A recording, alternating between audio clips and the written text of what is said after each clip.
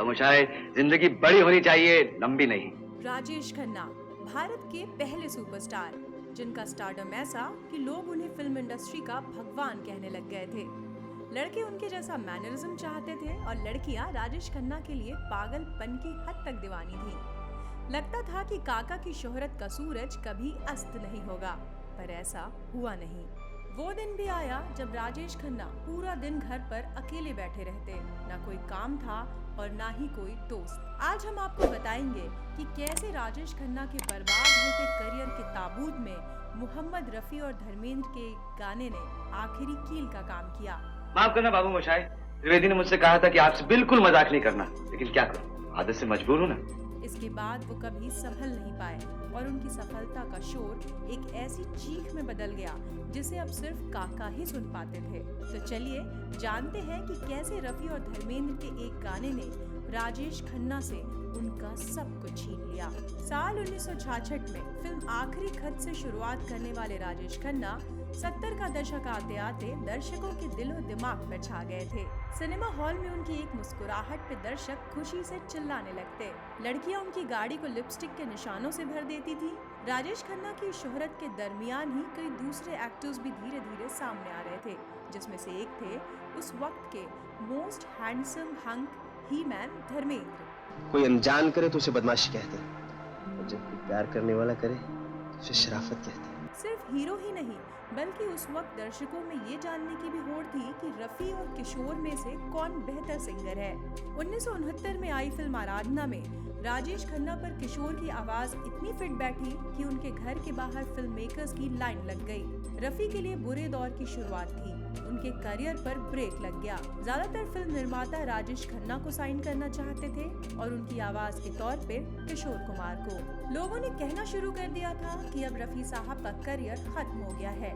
एक तरफ रफी घर बैठे थे तो दूसरी तरफ किशोर कुमार और राजेश खन्ना की जोड़ी बंधन, कटी पतंग, आन मिलो सजना जैसी सुपर डुपर हिट फिल्मों से धूम मचा रही थी। इनकी रफ्तार थमी नहीं। सच्चा झूठा, आनंद, दुश्मन, अमर प्रेम, इन फिल्मों ने राजेश खन्ना को सफलता की बुलंदियों पर पहुंचा दिया। इनका स्टारडम अपने चरम पर पहुंच गया और ये सच है कि आज तक इस मुकाम को कोई छू नहीं पाया है। लेकिन कहते हैं ना कि सफलता के साथ ही नीचे गिरने की कहानी भी ईश्वर लिखनी शुरू कर देता है। काका के साथ भी ऐसा ही हुआ। फिल्म आनंद में पहले धर्मेंद्र थे, पर ऋषिकेश मुखर्जी ने राजेश खन्ना को ले लिया और पंजाब के पुत्र को इस पर खूब गुस्सा आया। उन्होंने शराब के नशे में पूरी रात ऋषिकेश मुखर्जी को फोन करके गालियां दी। बड़ी बड़ी आंखें, ये रसीले होंठ, ये गोरा गोरा रंग, जिस्म के समंदर की लहरें, यहाँ उठती हुई, यहाँ गिरती हुई, यहाँ उठती हुई, यहाँ गिरती हुई। हालांकि इन दोनों के बीच ये विवाद बाद में सुलझ गया, लेकिन धर्मेंद्र के दिल में कहीं न कहीं ये फांस चुभ गई थी। उन्होंने राजेश खन्ना को हराने का मन बना लिया। उधर रफी साहब को सिर्फ लक्ष्मीकांत प्यारेलाल ही गाना गवा रहे थे। इतने अपमान पर भी रफी साहब एकदम खामोशी से अपना काम कर रहे थे। उन्होंने किसी से कोई शिकायत नहीं की और ना ही किसी से काम मांगने गए। फिल्म आराधना में किशोर कुमार की सफलता ने उन्हें घर बैठने पर मजबूर कर दिया था। सबको लगने लगा कि अब उनका करियर खत्म हो चुका है। संगीतकार अब उन्हें लेजेंडरी सिंगर कह के बुलाने लग गए थे। हालांकि लोग उन्हें और सुनना चाहते थे। राजेश खन्ना की आंधी के थमने का वक्त अब आ चुका था। साल 1972 में आई उनकी फिल्म दिल दौलत दुनिया सिनेमाघरों में बुरी तरह से फ्लॉप हुई। अरे पगली, मैं कब तुझे छोड़ के चला जाऊंगा, उस डर से रो रही।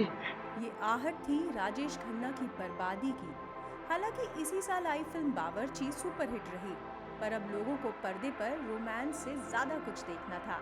वो हीरो को डांस और फाइट करते हुए भी देखना चाहते थे। अब राजेश खन्ना की फिल्मों के फ्लॉप होने का सिलसिला चल पड़ा था। किशोर की आवाज भी उनकी डूबती नैया को पार नहीं लगा पा रही थी। दूसरी तरफ धर्मेंद्र ने लोफर, ब्लैकमेल, जुगनू, यादों की बारात, झील के उस पार जैसी लगातार 7 हिट फिल्में देकर चमकना शुरू कर दिया था। रातों रात धर्मेंद्र सुपरस्टार बनने की रेस में पहले नंबर पे खड़े थे। इन फिल्मों के हिट होने का एक बड़ा कारण थे रफी साहब। धर्मेंद्र पर उनकी आवाज लोगों को पसंद आ रही थी। धर्मेंद्र नए अंदाज में नजर आ रहे थे और राजेश खन्ना वही पुराने ढर्रे पर चल रहे थे। इसी बीच 1973 में फिल्म लोफर का गीत आज मौसम बड़ा बेईमान है ने धूम मचा दी थी। साथ ही रफी साहब को उनकी खोई हुई शोहरत वापस मिल गई।